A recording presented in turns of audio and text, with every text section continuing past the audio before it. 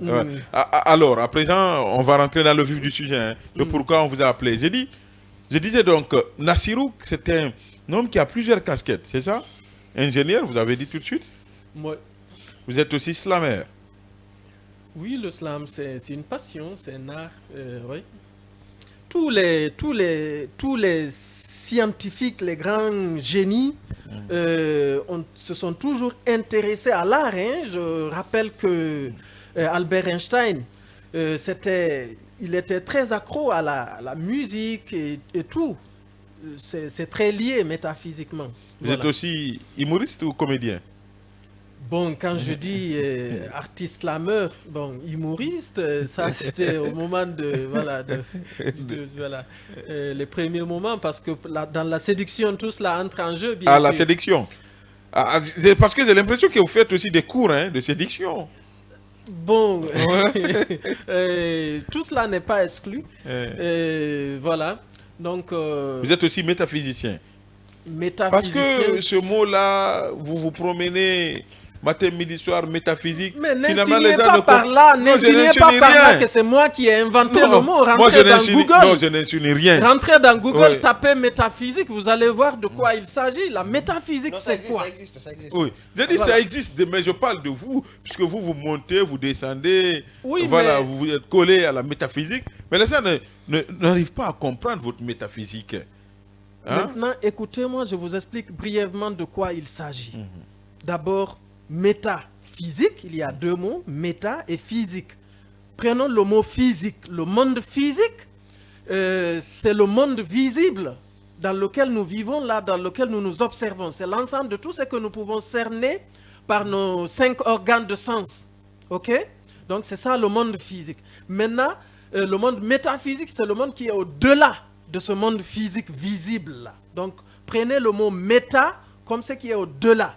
Donc, métaphysique, c'est le monde invisible, parallèle, non moins réel, qui est au-delà. Le monde des diables, des djinns, des Voilà. sorciers. Donc, si on peut citer les habitants du monde physique, c'est les humains, les animaux, la matière, l'énergie et tout. Donc, les habitants du monde métaphysique, on peut citer d'abord Dieu. Et c'est une réalité qu'on ne voit pas dans le monde physique, donc il relève pour le moment du monde métaphysique. Donc ensuite il y a les anges, les djinns, donc les âmes humaines, parce que l'être humain c'est le corps physique, l'âme et l'esprit. L'âme et l'esprit sont énergétiques et relèvent du monde métaphysique. Ça veut dire que l'être humain est à 70% métaphysique et 30% seulement physique.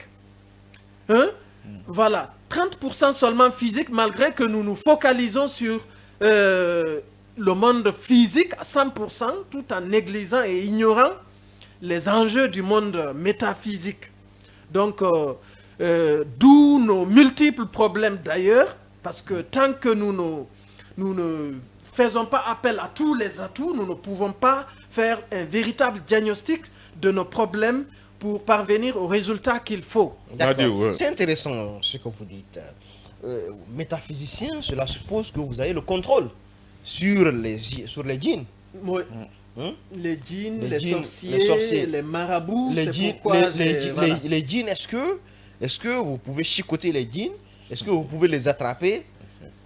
Est-ce que vous pouvez commissionner les djinns? Tout est possible. Tout est possible. D'abord, quand je dis métaphysique, c'est pourquoi il est, très important de préciser le mot supérieur. Parce que quand on dit métaphysique, tout rentre dedans. Les sorciers, c'est de la métaphysique, la sorcellerie. Les marabouts satanistes, c'est de la métaphysique. Les religions, c'est de la métaphysique. Et tout est de la métaphysique en fait. Même la physique, c'est de la métaphysique. Parce que la matière, c'est de l'énergie. C'est à cette conclusion que la physique quantique est parvenue aujourd'hui. En réalité, la matière que nous touchons là n'est que de l'énergie en forte quantité qui a ralenti, qui s'est condensée. Sinon, tout est énergie. Ok?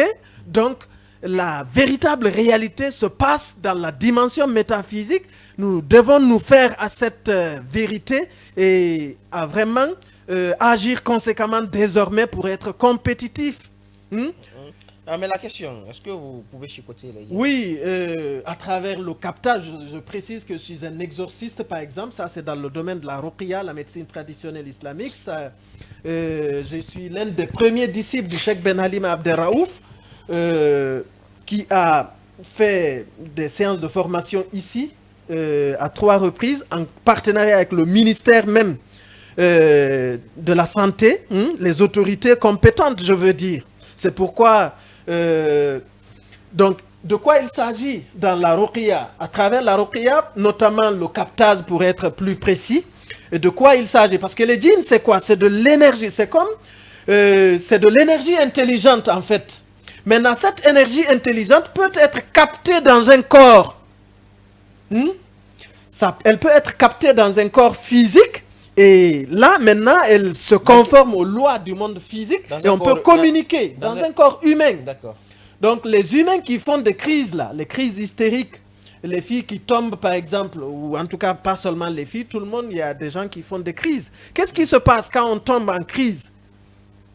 Ça veut dire qu'il y a eu brèche, une ouverture dans notre corps physique. Donc, et ces esprits... ces djinns-là sont passés par cette ouverture pour infiltrer le corps.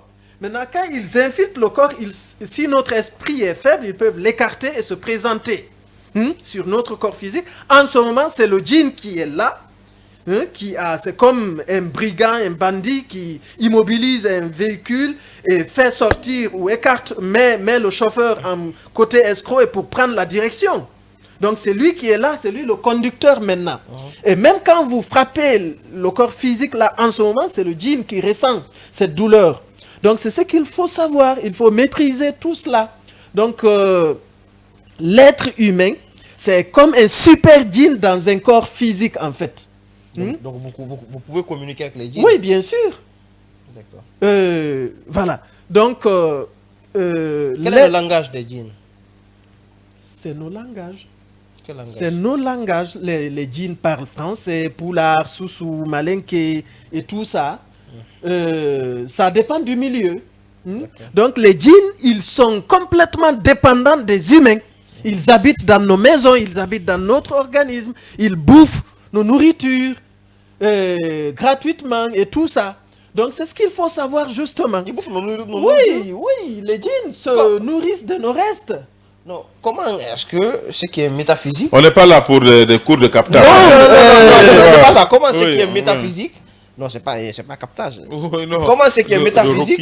Non, parce qu'il faut qu'on avance dans le débat. Comment ce qui est métaphysique peut consommer ce que nous consommons? Ce que nous consommons d'abord, qu'est-ce que nous consommons de ces alimentations-là? C'est de l'énergie en réalité, c'est des calories. Non, vous dites que ces djinns consomment nos restes. Oui, nos restes là, ça veut dire quoi? Nos nourritures, quand le riz, par exemple. Vous mangez de la chair. Le riz, par exemple. Oui, le riz, la viande. Le riz? Les djinns consomment du riz? Oui, mais quoi? C'est-à-dire l'énergie contenue dans ça. Okay. C'est comme quand on dit les sorcières se gavent du sang dans nos villages. C'est purement métaphysique. Il ne faut pas transposer les lois du monde physique dans le monde métaphysique. Les lois sont différentes. Le monde métaphysique, c'est le monde des énergies. Ça suce l'énergie en fait de la nourriture. C'est ça. D'accord. Okay. Monsieur Nassirou, parfois vous avez des positions bizarres. N'hésitez pas à le dire. Non, pas, mais incompréhensible pour le commun des mortels.